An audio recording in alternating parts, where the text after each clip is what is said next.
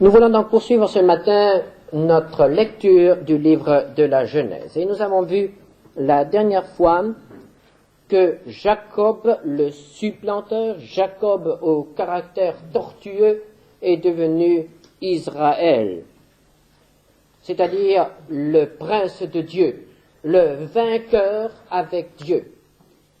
Comment un caractère tortueux peut-il être transformé? Nous l'avons vu à l'école de la souffrance. C'est là que le Seigneur place ceux qu'il destine à son service. La souffrance est absolument inséparable du service. Le chrétien qui ne veut pas souffrir ne peut pas être utile dans l'œuvre de Dieu. C'est à l'école de la souffrance que Dieu nous forme, nous transforme, nous rend malléables, nous rend disponibles pour son œuvre. Et Jacob a connu de nombreuses années de souffrance. Il a été trompé, il a été frustré, il a été éprouvé bien des années. Et finalement, il s'est éteint, mais comme un adorateur. Avant de mourir, il a adoré le Seigneur, il a rendu gloire à Dieu pour ce qu'il avait fait dans sa vie. Et ce matin, nous voulons poursuivre. Nous voulons poursuivre notre lecture du livre de la Genèse et voir ce que sont devenus les fils de Joseph. Genèse chapitre 37, versets 1 à 3. Jacob demeura dans le pays de Canaan où avait séjourné son père. Voici la postérité de Jacob. Joseph, âgé de 17 ans, faisait paître le troupeau avec ses frères. Cet enfant était auprès des fils de Bila et des fils de Tsilpa, femme de son père. Et Joseph rapportait à leur père leurs mauvais propos. Israël aimait Joseph plus que tous ses autres fils, parce qu'il avait eu dans sa vieillesse. Et il lui fit une tunique de plusieurs couleurs. Ce qui nous frappe ici, dès le début du récit, c'est l'importance de Joseph. Jacob a eu 12 fils et une fille. Et en lisant le début de ce chapitre, nous nous attendons à trouver l'histoire de tous ces enfants, ou de la plupart. Et voici que nous apprenons que la Bible va s'attacher à l'histoire d'un fils. Et il ne s'agit même pas de l'aîné, mais il s'agit du 11e fils de Jacob. C'est sur le 11e fils de Jacob que les projecteurs du Saint-Esprit sont braqués. Qui est ce fils? Et pourquoi le récit se limite-t-il à ce fils, à Joseph? Il est dit ici, au verset 3, qu'Israël aimait Joseph plus que tous ses autres fils. Il y avait donc une préférence très marquée pour Joseph. Pourquoi cela? Tout d'abord, à cause de la mère de Joseph. La mère de Joseph, c'était Rachel. Joseph était son premier fils. Joseph était venu très tard. La Bible nous dit, 37 verset 3, parce qu'il l'avait eu dans sa vieillesse. Rachel était la femme bien-aimée de Jacob. C'est Rachel qu'il avait rencontrée au puits. C'est Rachel qu'il a aimé dès qu'il l'a vue. C'est pour Rachel qu'il a servi Laban pendant 14 ans. 14 années de travail pour une femme qu'il aimait, pour Rachel. Rachel tenait une place tout à fait particulière dans la vie de Jacob. Et probablement, elle serait restée son unique femme si les hommes ne s'étaient pas mêlés de cette affaire.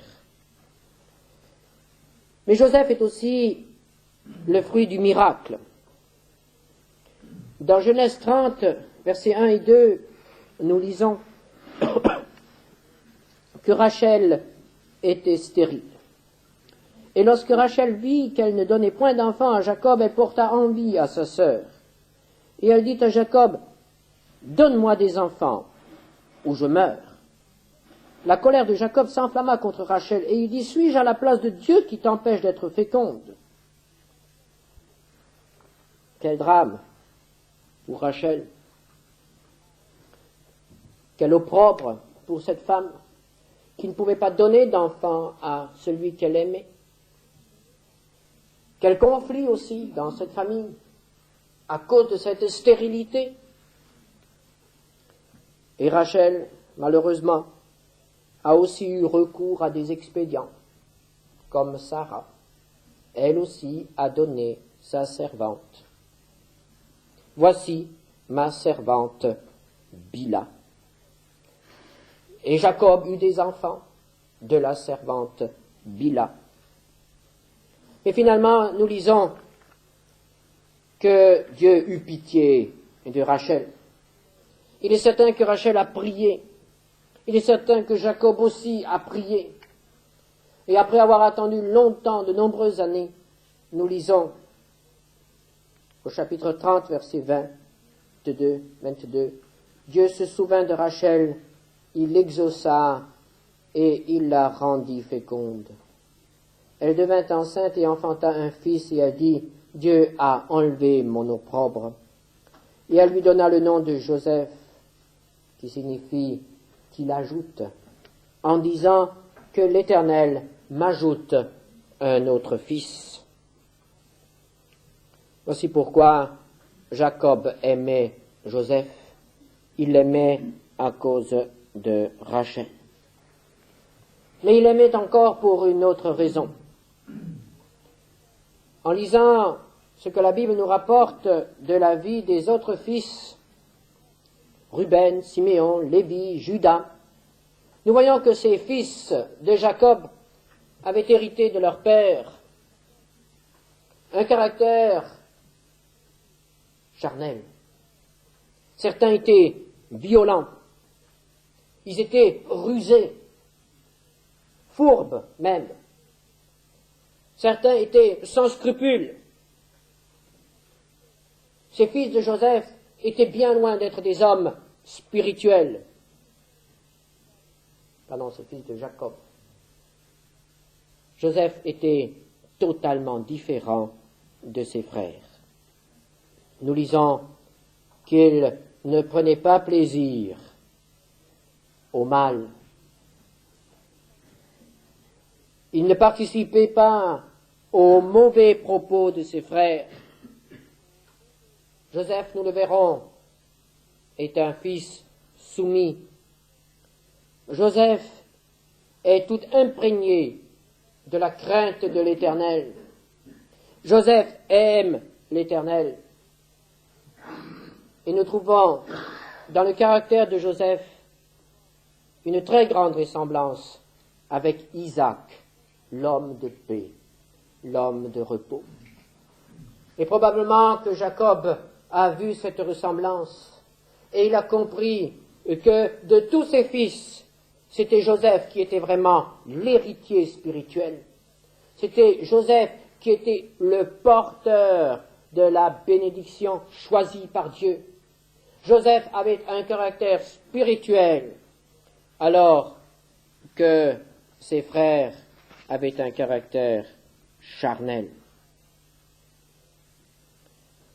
Et alors nous lisons Genèse 37, versets 4 à 11.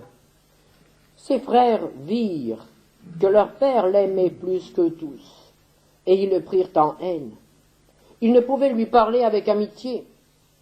Joseph eut un songe, et il le raconta à ses frères qui le haïrent encore davantage. Il leur dit, « Écoutez donc ce songe que j'ai eu. Nous étions à lier des gerbes au milieu des champs, et voici ma gerbe se leva et se tint debout, et vos gerbes l'entourèrent et se prosternèrent devant elle. » Ses frères lui dirent, « Est-ce que tu régneras sur nous? Est-ce que tu nous gouverneras? » Et ils le haïrent encore davantage à cause de ses songes et à cause de ses paroles. Il eut encore un autre songe et il le raconta à ses frères.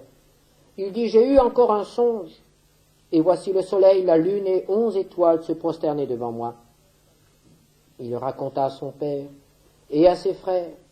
Son père le réprimanda et lui dit, que signifie ce songe que tu as eu? Faut-il que nous venions, moi, ta mère et tes frères, nous prosterner en terre devant toi? Ses frères eurent de l'envie contre lui, mais son père garda le souvenir de ces choses. Nous avons lu tout à l'heure que Jacob donna à Joseph une tunique de plusieurs couleurs. C'était le signe visible de sa préférence pour Joseph, car cette tunique de plusieurs couleurs était à l'époque une marque de distinction. C'était la marque du chef, c'était l'habit du chef. Et les frères ne se sont pas trompés. Ils ont compris que Jacob avait à l'esprit de transmettre l'autorité patriarcale à Joseph. Après sa mort, Joseph allait être le chef du clan, le chef de la famille. Et il portait déjà maintenant les insignes de chef, cette tunique de plusieurs couleurs. Et les frères se sont sentis lésés, frustrés. Et il semble que le conflit qui avait opposé les mères se répercute maintenant sur les enfants. Il y a d'un côté le fils de celle qui était aimée, et de l'autre côté les fils de celle qui n'était pas aimée. Et le fils de celle qui était aimée est mis en avant, est désigné comme chef, alors que les autres sont mis de côté. Et ils sentent cela comme une injustice. Ils se sentent mal aimés. Et ils s'opposent à leurs frères. Et puis il y a cette histoire de songe. À première vue, on pourrait dire que cette tunique de plusieurs couleurs a un petit peu monté la tête, fait fermenter les pensées de Joseph. Il était encore jeune. La Bible nous dit qu'il avait 17 ans, mais la Bible nous dit que c'était un enfant. Un jeune de 17 ans. Il est normal que cette marque de distinction l'ait un petit peu travaillé. Et on pourrait se dire que ces songes sont tout simplement le résultat, l'expression de ses pensées durant la journée. Et je pense qu'on n'aurait pas tort. Mais il faut quand même aller plus loin. Et il faut reconnaître que ces songes se réalisèrent. Et il ne s'agit donc pas là simplement du fruit de quelques pensées d'un adolescent, mais il s'agit là d'une révélation de Dieu. Joseph devient l'objet de révélation de Dieu. Aucun de ses frères n'a de révélation de Dieu. Et ainsi, nous trouvons que Joseph devient le successeur spirituel de son père, de son grand-père et d'Abraham. Dieu continue à se révéler à un homme. Joseph devient un de ces prophètes que Dieu va employer. Dans ces premiers temps où il n'y avait pas de parole écrite, Dieu enseignait les hommes par des révélations, par des songes, par des visions, ou encore en s'adressant directement à eux. Et c'est ainsi que Dieu s'est attaché à Abraham, c'est ainsi qu'il s'est attaché Isaac et Jacob, et il veut maintenant aussi s'attacher Joseph. Il prépare Joseph à vivre une destinée tout à fait particulière. Et nous comprenons bien que toute la suite des expériences de Joseph n'aurait pas pu se réaliser dans de si bonnes conditions si Joseph n'avait pas été préparé dans son enfance, dans son adolescence, par un contact personnel avec Dieu. Frères et sœurs, les caractères spirituels, les caractères des serviteurs de Dieu se forgent dans l'enfance et dans l'adolescence. C'est dans l'adolescence qu'on peut voir si un homme sera utile à Dieu ou non. C'est dans l'adolescence que tout s'est joué parmi les frères de Joseph. Et c'est dans l'adolescence que Joseph est devenu un homme de Dieu.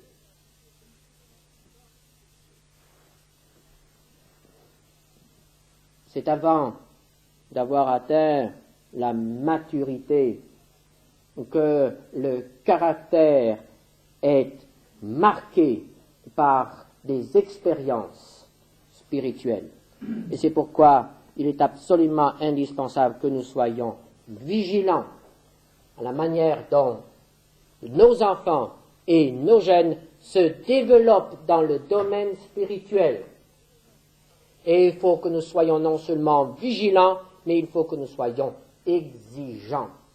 Si nous voulons que la génération à venir soit une génération qui glorifie Dieu, il faut qu'elle soit préparée aujourd'hui. Un serviteur de Dieu, un homme de Dieu, ne se prépare pas du jour au lendemain. Il faut qu'il soit formé.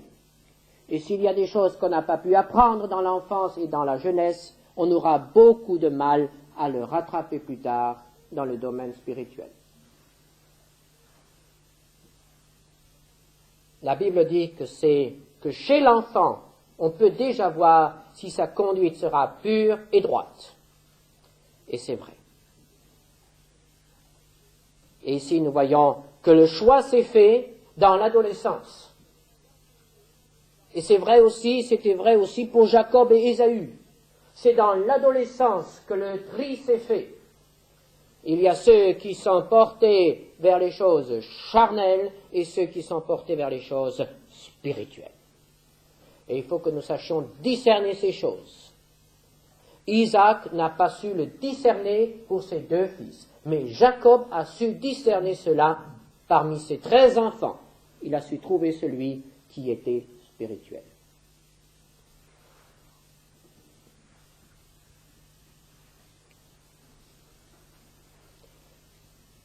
L'erreur de Joseph, et il faut lui pardonner cette erreur, c'est l'erreur d'un jeune, c'est d'avoir trop parlé.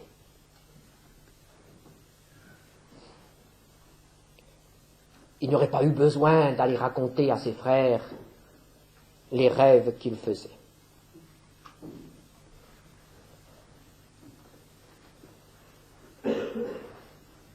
Si nous recevons des révélations de Dieu, il faut savoir se taire jusqu'au jour où il nous dit maintenant parle. Mais il faut savoir se taire. Il y a des choses que Dieu veut nous dire comme un secret. Il y a des trésors que Dieu nous donne au début de notre vie pour nous aider à surmonter bien des obstacles, bien des difficultés. Le Seigneur nous confie à un certain moment un secret, une révélation peut-être, et nous pouvons continuer. Nous avons une promesse personnelle de sa part. Mais ce sont des choses dont il ne faut pas parler. Eh bien, Joseph a été imprudent. Il a parlé. Et évidemment, il a été mal compris. Et cela a encore augmenté l'inimitié de ses frères. Il y avait donc la tunique et il y avait les songes. Mais les causes réelles se situent beaucoup plus profondément. J'ai dit que Joseph était différent de ses frères. Joseph aimait Dieu. Joseph voulaient lui obéir. Joseph était un jeune homme qui pouvait être placé dans la lignée d'un Abel, d'un Enoch, d'un Noé. Un jeune homme qui s'est placé sur l'autel et qui veut glorifier Dieu. Et dont le seul but, ou le plus grand des buts, est de glorifier Dieu. Joseph avait dès le départ, nous ne savons pas à partir de quel âge, choisi Dieu. Et les frères connaissent aussi Dieu. Ils le connaissaient peut-être plus, disons, intellectuellement, que leur jeune frère Joseph. Ils étaient tous plus âgés que lui. Ils ont été les témoins de bien des expériences. Ils ont vu leur père dresser les autels, servir Dieu, adorer Dieu. Ils ont entendu les récits de ce que Dieu a fait pour leur père, pour leur grand-père, pour Abraham. Ils connaissaient tout cela. Mais voyez-vous, en lisant le récit biblique, nous nous apercevons que toute cette connaissance n'avait pas d'influence sur leur vie. Et c'est là le drame. Et la plupart du temps, c'est le drame dans nos églises aujourd'hui. Il y a une connaissance très grande de la parole de Dieu, mais tout cela n'a pas d'influence dans la vie de tous les jours. Pas d'influence. Joseph ne vivait qu'une seule vie. Il était orienté vers Dieu et il servait Dieu à sa manière. Les frères de Joseph, on peut dire qu'ils avaient deux vies. Une vie religieuse lorsqu'ils étaient devant l'autel et une vie comme toutes les autres. Ruben s'est comporté comme un habitant de Sodome. Siméon et Lévi se sont comportés comme n'importe quel conquérant. Judas, plus tard, s'est comporté comme n'importe quel Cananéen. Et nous ne savons pas ce que les autres ont fait. Ils connaissaient Dieu, mais cela n'avait pas d'influence sur leur vie. Ils étaient préoccupés par leurs propres intérêts. Et il faut les placer dans la lignée d'un Lot ou d'un Ésaü. Et l'apôtre Paul dit tout simplement, de tels chrétiens sont des chrétiens charnels. Romains 8, verset 5, ceux en effet qui vivent selon la chair s'affectionnent aux choses de la chair, tandis que ceux qui vivent selon l'esprit s'affectionnent aux choses de l'esprit. Et dans ces conditions, il était absolument inévitable qu'il y ait un conflit entre Joseph et ses frères. Car il y a conflit entre ceux qui vivent selon la chair et ceux qui vivent selon l'esprit. C'est inévitable. Il ne peut pas y avoir accord entre le Saint-Esprit et la chair. Romains 8, versets 6 à 8, et l'affection de la chair, c'est la mort, tandis que l'affection de l'esprit, c'est la vie et la paix. Car l'affection de la chair est inimitié contre Dieu, parce qu'elle ne se soumet pas à la loi de Dieu, et qu'elle ne le peut même pas. Or, ceux qui vivent selon la chair ne sauraient plaire à Dieu. Les frères de Joseph n'avaient pas dans leur cœur l'approbation de Dieu. Frères et sœurs, est-ce que nous, ce matin, nous avons dans notre cœur l'approbation de Dieu? Est-ce que nous sommes des approuvés? C'est une question d'importance. Le chrétien qui sait qu'il est approuvé de Dieu est un chrétien heureux, rayonnant, est un chrétien conquérant, est un chrétien utile.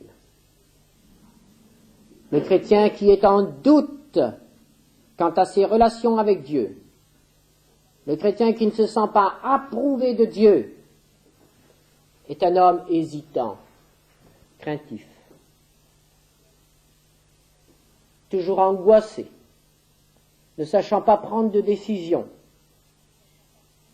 Un chrétien inutile.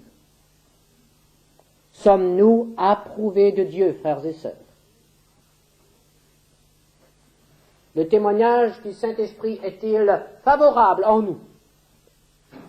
Ou doit-il nous reprendre sur tel ou tel point?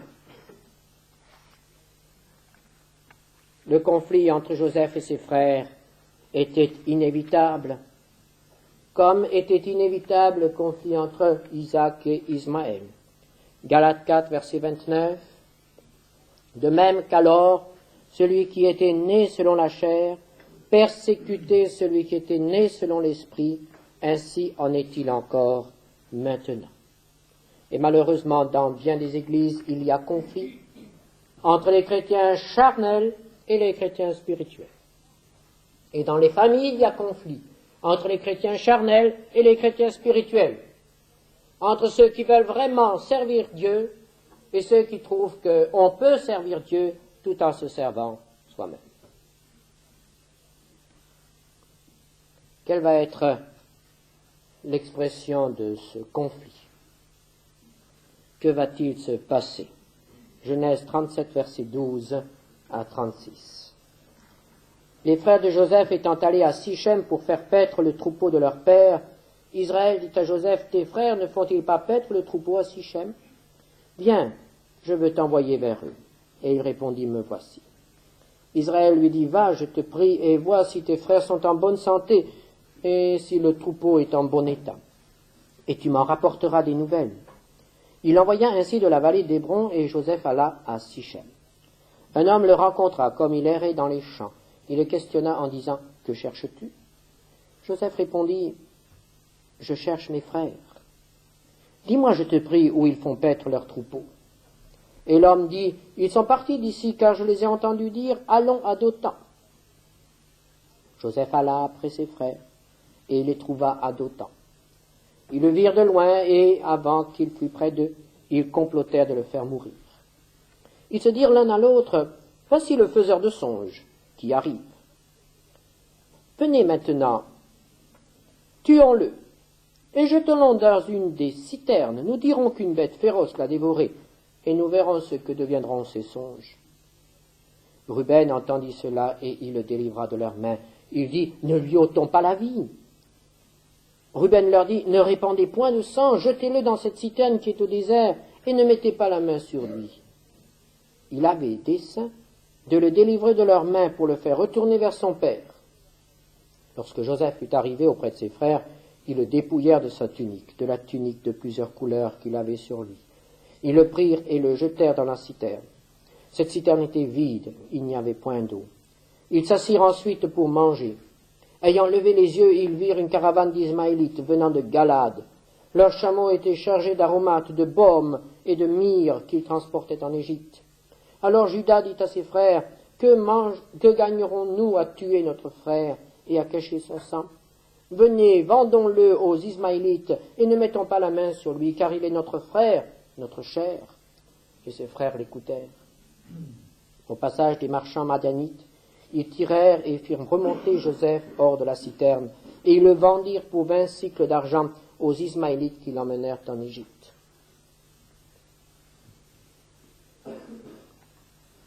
Ruben revint à la citerne, et voici Joseph n'était plus dans la citerne. Il déchira ses vêtements.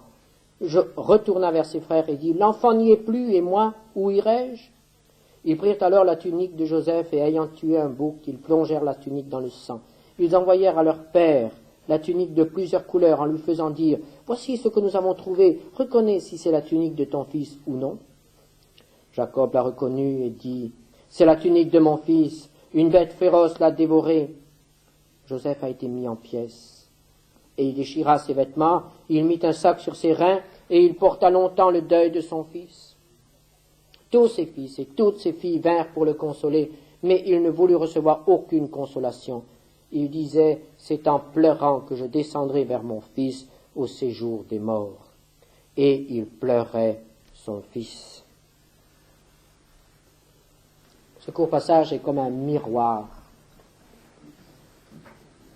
Dieu montre ce qu'est l'homme. Et nous pouvons très rapidement voir ces différents personnages et leur comportement. Tout d'abord, Joseph. Son père l'appelle et lui dit « Va vers tes frères ». Cet ordre n'avait certainement rien d'enthousiasmant pour Joseph. Il savait que lorsqu'il était seul avec ses frères, il ne passait pas de bons moments. Mais malgré cela, il dit « Me voici ». Et il part. Et il est frappant de constater qu'il cherche ses frères à Sichem. Sichem, vous en souvenez, c'est le lieu du crime des fils de Joseph. C'est cette ville qui a été exterminée par les fils de Joseph. Par les fils de Jacob. Joseph cherche ses frères sur le lieu de leur crime. Il ne les trouve pas. Et il aurait pu rentrer chez lui et dire à son père, « Mon père, j'étais là où tu m'as envoyé, je ne les ai pas trouvés. » Mais il continue, il veut plaire à son père, il veut obéir. Et malgré les difficultés, malgré la répugnance intérieure, il continue, il cherche ses frères, et finalement, il les trouve. Et nous pensons à Jésus, qui est venu chercher et sauver ce qui était perdu. Puis il y a Judas et Ruben. Ruben l'aîné et Judas. Ces deux hommes veulent sauver Joseph, mais n'ont pas le courage de le dire. Ils n'ont pas le courage de le montrer. Nous le voyons ici. Ruben propose de le jeter dans une citerne pour le faire sortir après. Et Judas, comprenant que Joseph va mourir dans la citerne, se dit, il vaut mieux qu'il soit esclave et vivant que s'il meurt. Les deux veulent sauver Joseph, mais ils ne se concertent pas. Ils n'ont pas le courage de le dire. Ils agissent avec ruse, selon la sagesse humaine, et en réalité se comportent en lâches. Il y a des prudences qui ne sont rien d'autre que des lâchetés. Frères et sœurs, est-ce que nous sommes trop prudents? Parfois. Est-ce que parfois nous avons peur de dire que nous voulons accomplir notre devoir? Et les autres frères, verset 20, tuons-le et nous verrons ce que deviendront ses songes.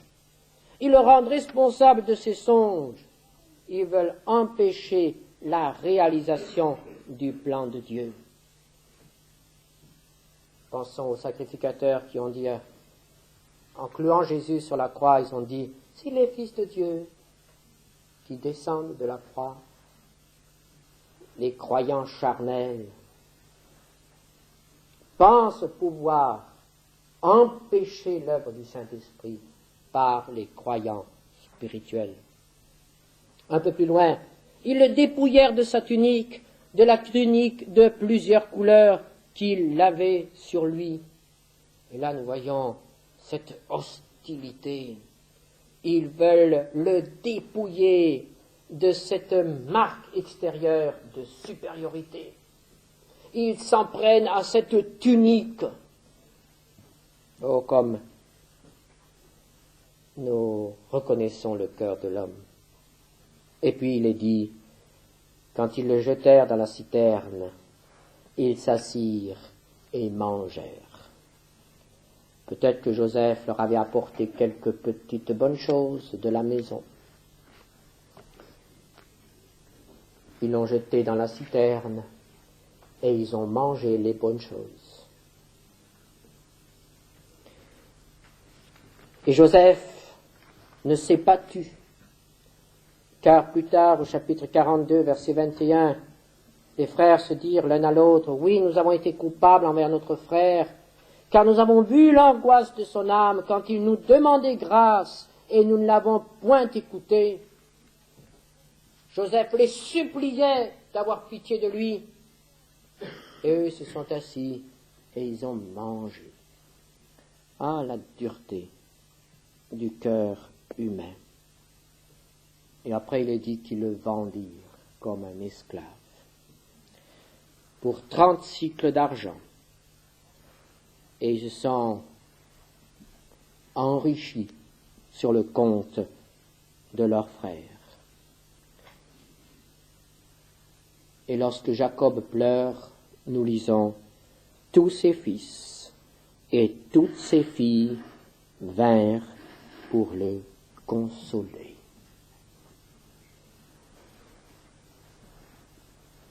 Est-ce que nous réalisons? Est-ce que vous pensez que cette consolation avait l'accent de la sincérité? Quelle souffrance pour Jacob! C'est le miroir de l'âme humaine.